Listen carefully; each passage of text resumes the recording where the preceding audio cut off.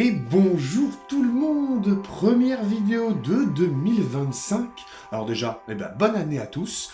Une nouvelle année encore forte concernant les parcs d'attractions parce qu'ils nous proposent encore plein de belles choses pour 2025. Et du coup, c'est le but de cette vidéo. Et je vais vous montrer tous les gros coasters, toutes les grosses zones, etc. que vont nous proposer les parcs en 2025. Allez, c'est parti!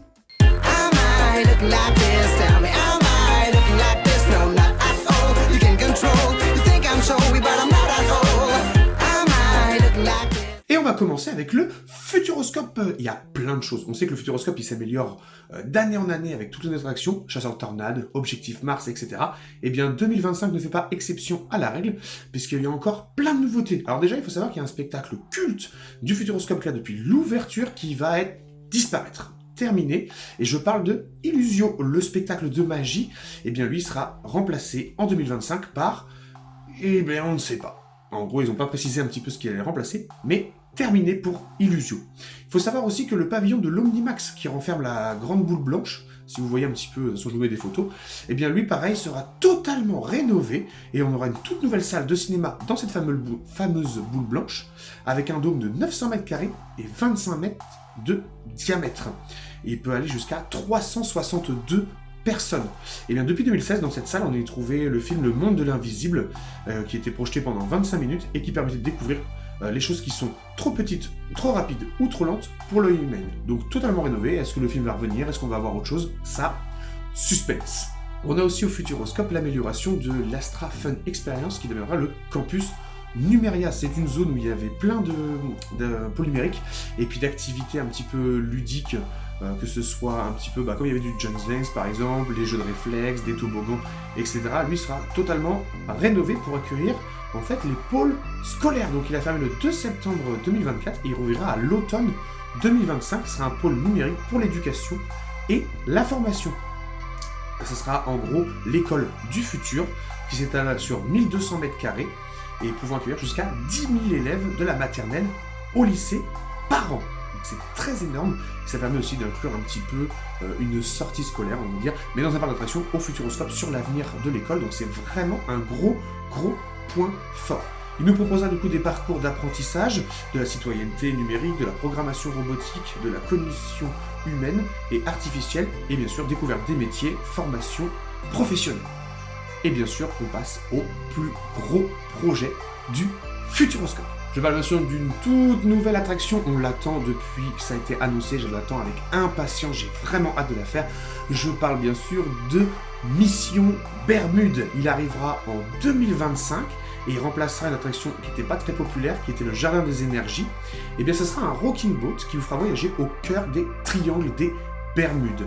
C'était une expédition en bateau, en gros c'est un aéroglisse environ de 8 places, qui nous amènera à la découverte de l'île Bermuda sur un circuit poncté d'effets spéciaux, de projection d'images pour la partie intérieure, donc des décors réels et virtuels, et on va avoir une partie extérieure avec chute d'eau de plus de 16 mètres de hauteur, des accélérations pour la partie extérieure.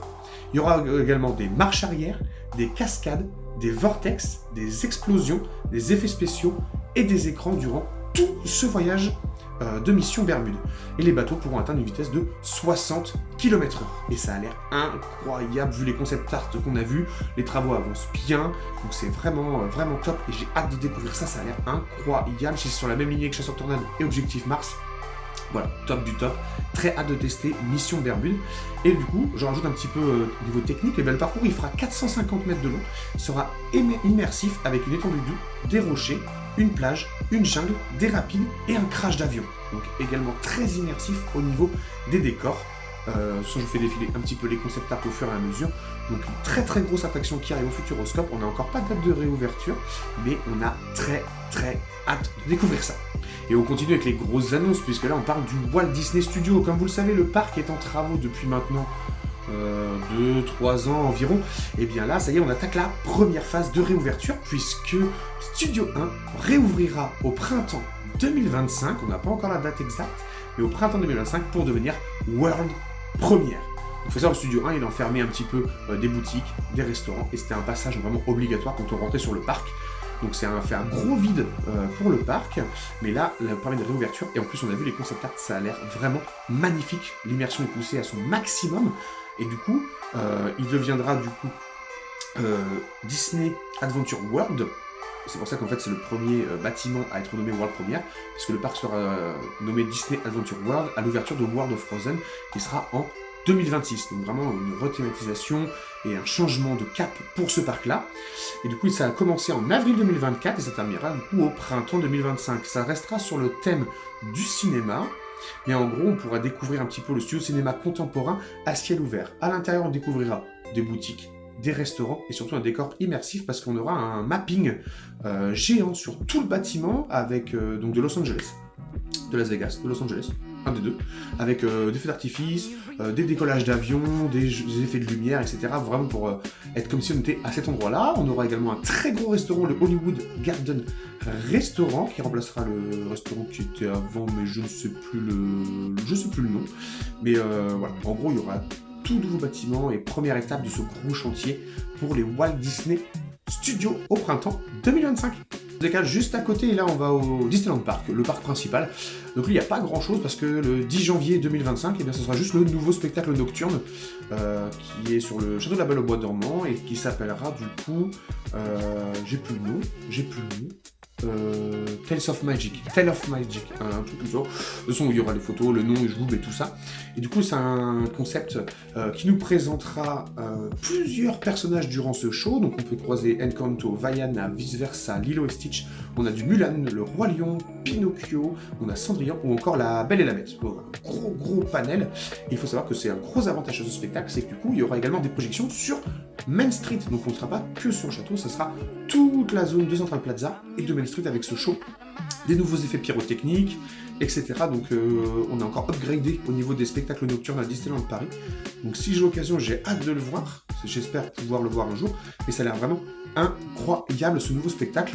Et après, on n'a que ça pour 2025 pour l'instant. Avec le nouveau festival, du coup Disney Music Festival. Mais ça, j'en ai déjà parlé dans une dernière vidéo l'année dernière. Donc je vous laisserai aller checker. Et voilà pour Disneyland Paris. Allez, on continue cette fois avec la mer de sable. Normalement, vous avez suivi un petit peu sur la chaîne, on en a déjà parlé. Eh bien, la mer de sable, ils vont nous proposer un tout nouveau wooden coaster qui est en pleine construction et il avance très bien, très rapide. Eh bien, lui, il nous proposera le Wild Buffalo. Et en fait, c'est quoi? Eh bien, c'est un wooden coaster à forte sensation, à forte vitesse. Et en gros, c'est dans le thème du désert du Nouveau-Mexique. Il sera en face de El Condor, c'est pour ceux qui connaissent. Et en gros, il ira à une vitesse de 67 km/h et il sera accessible à partir de 1,10 m. Et en gros, c'est comme si on allait chevaucher un bison. Donc encore un gros coaster à sensation à la mer de sable. J'espère pouvoir le tester aussi, peut-être dans les projets de 2025, on va voir, on croise les doigts. De toute façon, vous suivrez tout sur la chaîne. Mais encore un gros coaster qui donne très envie, très hâte de le découvrir. Donc en 2025 toujours. Du côté de la récré des Trois Curés, il nous propose une toute nouvelle nouveauté, tout à fait. Une nouveauté en gros qui est unique dans ce parc et il y aura de la sensation parce qu'on va parler d'une toute nouvelle tour de chute qui s'appellera Tremor. Et en fait, c'est une tour de chute de 80 mètres de haut. Elle est giga grande. Alors moi, je suis pas friand des tours de chute. Mais pour ceux qui adorent ça, voilà, toute nouvelle tour de chute, 80 mètres de haut. Et ce sera du coup la troisième plus haute tour de chute de France, après Nigloland qui est à 100 mètres de haut et le parc Spirou qui est à 90 mètres. Donc ça reste quand même une très grosse investissement, très grosse attraction et une très grande surtout tour de chute. Pour ce qui est du thème, eh bien c'est l'univers de la vieille ferme américaine qui a été sélectionné puisque Tremor sera placé à côté des Tuff et de la mini-ferme, créant ainsi une toute nouvelle zone au sein de ce petit parc. Du côté du Puy du Fou, eh bien on trouvera un tout nouveau spectacle. On en a déjà parlé aussi si vous avez suivi sur la chaîne.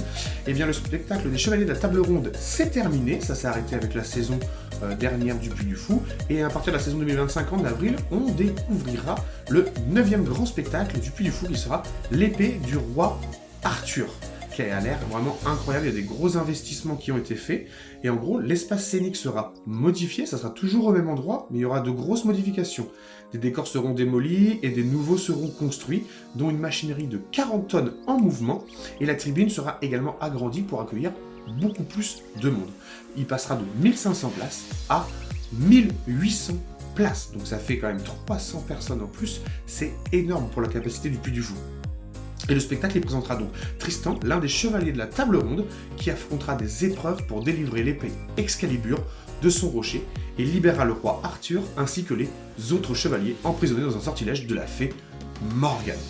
Donc, tout nouveau spectacle à découvrir au Puy du Fou. Si c'est aussi qualitatif que les autres spectacles qu'ils nous proposent déjà depuis quelques années, dont le Mime et l'étoile qui est une nouveauté de l'année dernière ou d'il y a 2 ans, on est une valeur sûre, ça va être incroyable. Donc vous inquiétez pas, le Puy du Fou, pour moi ça reste le meilleur parc, donc je pense qu'on va y repasser et on va découvrir ce tout nouveau spectacle pour la saison 2025. Et puis du Fou aussi, on a une petite nouveauté, bon, petite nouveauté, et bien ce qu'il faut savoir, c'est que la zone hôtelière va s'agrandir, il y aura une extension de la zone villa gallo-romaine. En gros, il y aura carrément une rue gallo-romaine qui apparaîtra autour de la villa gallo-romaine, répétitif, mais gallo-romaine. Il proposera 100 chambres supplémentaires à la cité nocturne du Puy du Fou. Donc pareil, voilà, pour inciter aussi les visiteurs à rester sur un séjour, parce que c'est possible, mais le Puy du Fou sur une journée, ça reste quand même tendu. On va vraiment venir sur 2 jours, et si vous voulez pousser l'immersion à fond sur ce parc, foncez dans les hôtels du Puy du Fou, ils sont vraiment top et vraiment incroyables. Et en gros, l'offre hôtelière, il passera à 600 chambres au total, donc ça, avec différents thèmes, ça vous le laisserez checker sur le site du Puy du Fou. C'est quand même assez conséquent d'avoir autant de capacité de chambres pour un parc. Et puis l'Atrium, qui sera le restaurant principal, lui sera agrandi et rénové pour l'occasion. Donc ils vont en profiter sur la saison hivernale pour tout refaire et pour accueillir le double de couverts. Donc on augmente les chambres et on augmente aussi les restaurants pour éviter tout petit couac de place, de réservation complète, etc. Donc c'est vraiment top. Très très hâte de revenir au Puy du Fou en 2025. Alors du côté d'Europa Park, eh bien, on a une petite nouveauté. Il faut savoir qu'on aura l'arrivée de Ed et Edda, Grand Prix Edventure. Et pas Adventure, c'est Edventure, le petit jeu de mots. C'est une nouvelle attraction qui est basée sur le premier long métrage de Ed et Edda, qui met en vedette pour les 50 ans en fait d'Europa Park, donc une toute petite attraction qui arrive. Elle prendra place dans le bâtiment de Journey Tour rue Lantica dans les quartiers luxembourgeois. Pour ceux qui voient, en gros, c'était le bâtiment qui avait en dessous le restaurant Food Loop qu'on avait fait en vidéo sur l'épisode 1 ou 2 d'Europa Park. Pareil, vous irez checker. Il sera dessous, donc remplacement du bâtiment de rue Lantica par cette nouvelle attraction. Et ça devra venir un gameplay theater. Alors, un gameplay theater, c'est quoi? En gros, c'est un dark ride compact qui propose 5 scènes avec des décors physiques intérieurs de tables tournantes et 3 avec des écrans de 10 mètres de large extérieurs de la table tournante. Donc on a un gros chantier qui se prépare, un gros truc quand même, mais voilà, ça reste une petite attraction par rapport aux coasters qu'ils souhaitent proposer à Europa Park, mais voilà, ça fait toujours plaisir d'avoir un petit peu de nouveauté. Et du côté d'Europa Park, on continue, mais de l'autre côté avec le parc aquatique rue Lantica qui lui s'agrandit également. On va avoir 2 nouveautés qui viendront compléter la zone extérieure. Donc rien en intérieur, mais surtout à l'extérieur. On va avoir alors attention au nom, le Svomepol, je n'ai pas l'accent malheureusement, littéralement piscine en danois, voilà, je ne parle pas le danois, je ne parle que anglais et encore, mais voilà. Et c'est une piscine en plein air qui est parfaite pour détendre, barboter ou faire des petites longueurs, donc piscine classique. Et la seconde, le Nordhavn, peut-être toujours approximatif les termes, et bien c'est un espace avec un restaurant, des aires de repos et une aire de jeu pour enfants. Donc ça agrandit le complexe, sans rentrer dans des gros trucs, parce qu'on a déjà ce qu'il faut à rue Lantica. Ça va d'agrandir la capacité, et ça rajoute également du snack, des restaurants, et puis des bassins, c'est pour ceux qui veulent aussi nager. Donc c'est bien, et comme ça permet de toucher vraiment tout le monde avec tout ce qu'on veut faire sur rue Lantica. Passons maintenant au parc Astérix. Ah, le parc Astérix et ses nouveautés chaque année incroyables les unes que les autres. Et bien là, il nous propose un tout nouveau coaster, comme vous le savez, on voit le chantier quand on va sur le parc. Et bien, ce sera l'arrivée en 2025 de Set Automatix. Et Set Automatix, c'est un tout nouveau coaster, un spinning coaster, qui arrivera en gros à l'ouverture de la saison 2025. En fait, c'est une zone qui a fermé le 5 novembre 2023, où il y avait la National 7, la Maison de la Peur, la foire aux citrouilles, les petits stands de snacks, les sanitaires, les stands de jeux payants, bref, toute cette zone-là a été rasée, et ainsi que la grande verrière qui a été enlevée pour accueillir cette toute nouvelle attraction.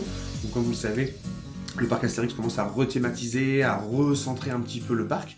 Donc c'est la première partie de ce gros chantier, et les visiteurs ils monteront du coup à bord d'une toute nouvelle gamme de chars, conçus et fabriqués dans le garage de Set Automatix, le forgeron du village gaulois. Et en gros, ces wagons ils pourront accueillir jusqu'à 4 personnes, et se feront face à face tout au long du parcours. Donc comparé à Crash Coaster, où on était tous de dos à dos, et bien là on sera tous de face à face. Donc ça permet aussi de changer un petit peu sur les spinning coasters, donc c'est vraiment top. Et en plus, à côté de la zone égyptienne, donc en face de Osiris, eh bien on va découvrir un tout nouveau restaurant, les Fast de Nîmes. Et c'est un restaurant service comptoir, pas de restaurant à table, mais service comptoir. Il ouvrira ses portes donc à l'emplacement qui accueillait auparavant la Guinguette et la Grande Verrière, près des chaises volantes, si vous voyez un petit peu où ça se situe. Et on n'a pas trop d'informations pour l'instant concernant ce restaurant, mais on sait qu'il y a une partie couverte qui prenant la forme d'un souk égyptien qui devrait servir de transition entre la zone gauloise et c'est automatique. C'est vraiment aussi pour apporter et pour avoir une transition entre chaque langue. Et à cette occasion, le cinéma 4D, attention bien, devra également recevoir une file d'attente fixe. On avait une approximative avec des rubans, etc. Et bien là, il y aura également une file d'attente fixe, comme ça au moins toute la zone sera prête et à découvrir du coup en 2025, en avril, à la réouverture du parc Astérix. Et en 2025 aussi à Nigloland, parce que ça ne s'arrête pas là, il y en a partout des nouveautés. On va découvrir la toute nouvelle zone hôtelière Cabayana en juillet 2025. C'est la deuxième offre d'hébergement en 2025 avec l'hôtel des pirates qu'il y avait avant à Nigloland. Donc ça permet d'ajouter donc 270 personnes par nuit avec des petites cabanes.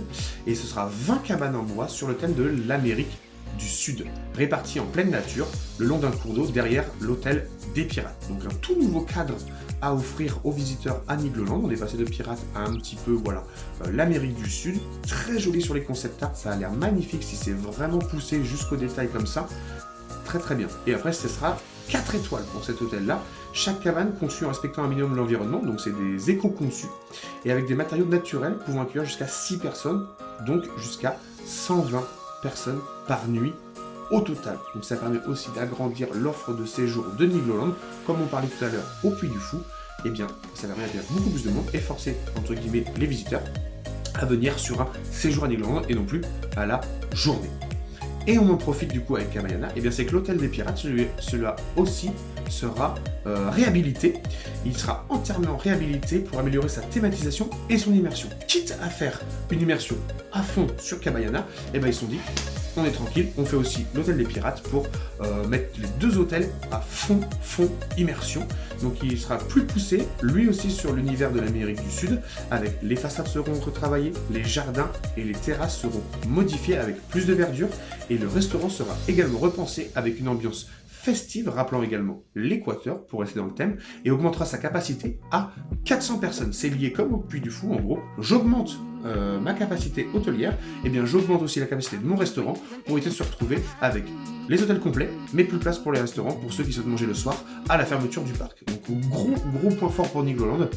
Et bien sûr, pour que le visiteur puisse venir en séjour s'ils viennent de loin, ça évite de venir une journée et que ça peut être un peu coûter cher en trajet sur 2 jours. Et ça permet aussi de prendre le temps de profiter du parc dans son entièreté et de tout découvrir et tout faire. Donc gros point fort sur Nigloland. Et aussi penser aux camping-cars parce que les camping-cars, ils auront droit à une toute nouvelle aire réservée pour eux à l'occasion de sa réhabilitation qui sera aussi près de l'hôtel des pirates, pouvant accueillir jusqu'à 100 véhicules. Donc même si vous ne séjournez pas à l'hôtel, vous avez quand même un truc tout neuf pour les camping-cars, près des hôtels, donc c'est vraiment top. Alors je reviens à un petit parc Ange-Michel, mais si vous avez suivi sur la chaîne en story, en gros la clôture de la saison 2024 à Ange-Michel, eh bien ils avaient teasé un petit truc, un petit dessin que je vous affiche là, un petit peu, on va dire, mystérieux.